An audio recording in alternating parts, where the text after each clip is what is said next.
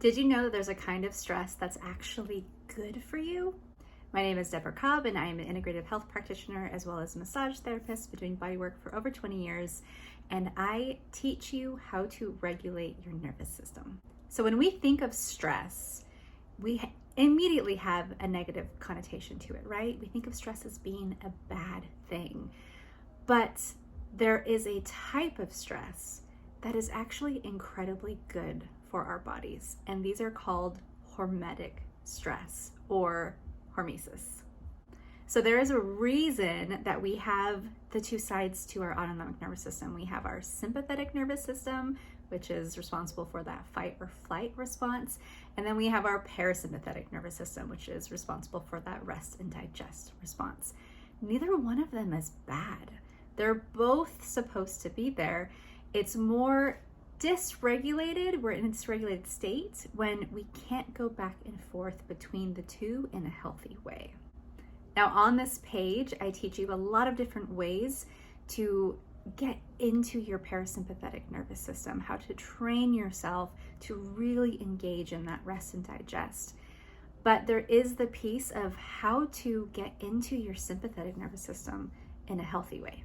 And that's what these hormetic stressors are designed to do, and that's what they do in our bodies, is it is something that is considered a stress, but we're only exposed to it just enough that it's not a detriment, and in fact, it's a benefit. It's kind of like working your muscles. When you're building muscle, you are actually doing damage to your tissue. You are actually ripping up and tearing up the muscle as you're contracting over and over. But it's a good thing as long as you don't overdo it. If you overdo it, what happens? You can cause some serious damage. You can be really, really sore after a really intense workout where you can't walk the next day. You can overextend yourself. You can do damage to a joint if you do too much. But done in the right amount, you end up with stronger, more flexible muscles by going through that process. And this works in a very similar way.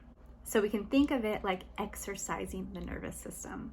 We're showing it how to go back and forth, and we're making that process a lot easier because we're engaging things like the vagus nerve and helping increase the tone in that. And I'll be talking more about that later. So what are some things that you can do for hormetic stressors? One really simple one is certain breath works, something called box breathing. You may be familiar with it.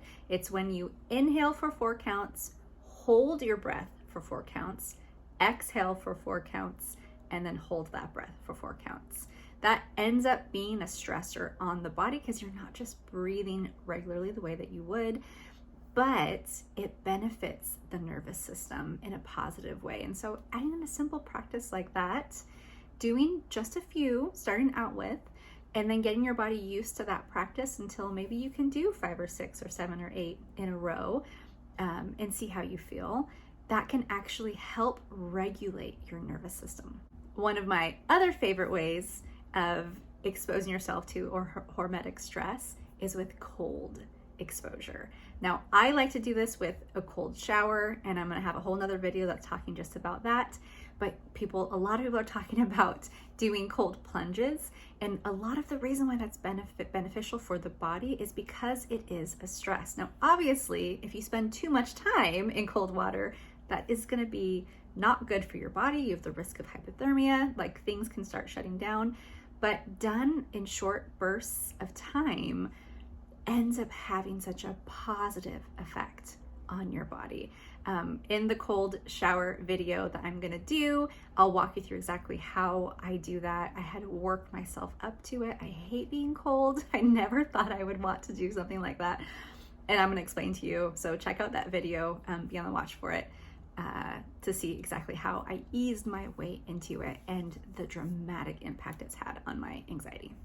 And then just like with cold exposure, heat exposure can be the same. Going in something like a sauna, again, can have so many benefits beyond just impacting the nervous system, but that is one of the major ways that we can impact our nervous system in a positive way. So if you have access to a sauna, I love infrared saunas. I go in ours. We have one that we got on Amazon years ago.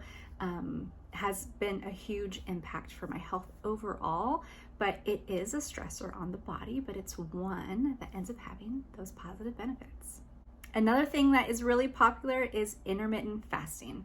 So not eating for certain hours does put your body into a state of stress because we need to have nutrients coming in.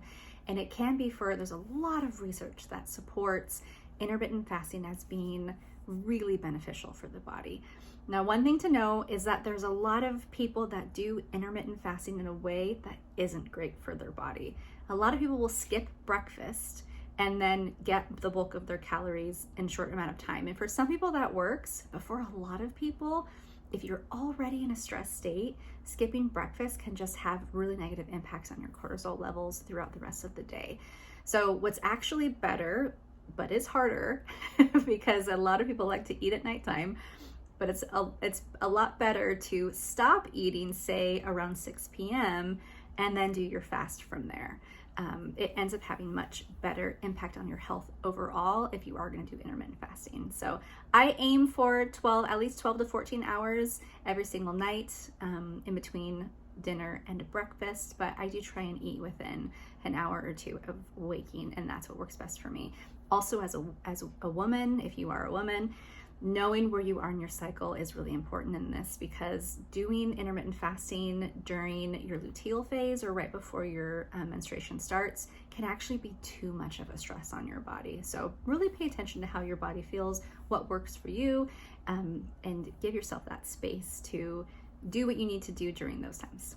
And then one that's surprising to a lot of people is actually plant phytochemicals are actually considered a stressor on the body, because digesting them can be a little bit difficult for our body, but it ends up having a positive impact because of all of the beneficial polyphenols, phytonutrients. They're amazing things that our tissue needs. So it kind of balances each other out, but actually eating them ends up being a stressor because of some of the other components that are in them. So it's really good. We know that we need to eat lots of fruits and vegetables, but what you want to look for is eat as many colorful foods as you possibly can. And even though we know it more as the good things that are coming in, they are actually a hormetic stress as well. But again, something that is a positive for our body. And then another one that a lot of people enjoy is HIIT exercises, so high intensity interval training. And with this, it's kind of the same with the rest of them. You want to be really careful if you are already in a really high stress state. For someone whose adrenals are just completely worn down, then starting with HIIT is probably not the way you want to start to help your nervous system to regulate, just because it's really, really hard on the body and really hard on the adrenals. So this is one I only recommend if you're already your adrenals are working well and you're just trying to balance out your anxiety, or maybe you have all this pent up energy that you can't seem to get rid of. That would be a great time to try a HIIT exercise to help balance out your nervous system. But you want to be really aware of what your body is feeling. But this also, it's hard on your body. It creates stress in your body to work up so much that you're out of breath and that your muscles fatigue, and that whole process is a stress for your body. But again, it ends up being so beneficial, all the benefits, because of the way that your body reacts to that stress. It makes it stronger. It improves your nervous system, your immune system. It makes the joints healthier. It does so many things in reaction to that stress that just makes you live longer and healthier. And then finally, the one that I am constantly working on is letting yourself get uncomfortable, facing your fears a little bit. So for me personally, heights are something I'm not very comfortable with. Even if I'm in a place where I'm completely safe, it brings up a lot of fear in my system. And so something that I've been consciously working on, and it's been helping tremendously, is in a safe way, when I am choosing it, being able to let myself be near a height as long as I can stand it, as long as I can choose it, and as long as I feel like I'm in control and I can do it in a completely safe way. And the more often I expose myself to that fear, the more the fear goes away, the easier it is to do those things. Because one of the things that we often get stuck in with our nervous system is it just wants to be comfortable. It wants to be comfortable all the time. We don't want to face our fears. We don't want to do the things that make us have a little bit of anxiety. But one of the answers to addressing that is to show your nervous system that uncomfortable is okay.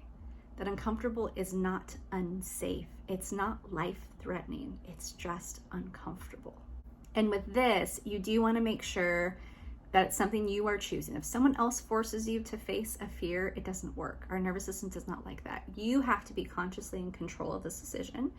You have to actually be safe. Don't do something that's dangerous, that is life-threatening, because you should have a nervous system response when you are exposed to something that is life-threatening. So make sure it is something that's actually safe. It's something that you are choosing it, and you're in control of how long you're exposed to it. And maybe cold shower is a good place to start, where you're choosing when to start, for how long, how cold, what part of your body gets in the water. It's a great way to start that exercise, getting used to working out that nervous system, getting it used to uncomfortable is okay. Uncomfortable is not dangerous. So with all of these, you want to be very aware of what your current stress levels are. As I said before, don't jump into HIIT exercises if you know your adrenals are already just completely worn out. If you're exhausted all day, every day, maybe that's not the place to start. Maybe start with breath work. Maybe start with cold showers. And if you do start with cold showers, don't go very cold. Be really conscientious of the state of your system before you start any of these exercises, and go slow. Just start slow, start small. Maybe just do breath work at first, but start incorporating some of these exercises that do put your system under stress, but in a safe way that you can manage, that is like working the muscle of your nervous system. So I hope this was helpful. Let me know if you have any questions at all. You can definitely, there's lots of information out there about hormetic stressors and different ideas of ways that you can implement them. So definitely check that out, and I will see you in the next video.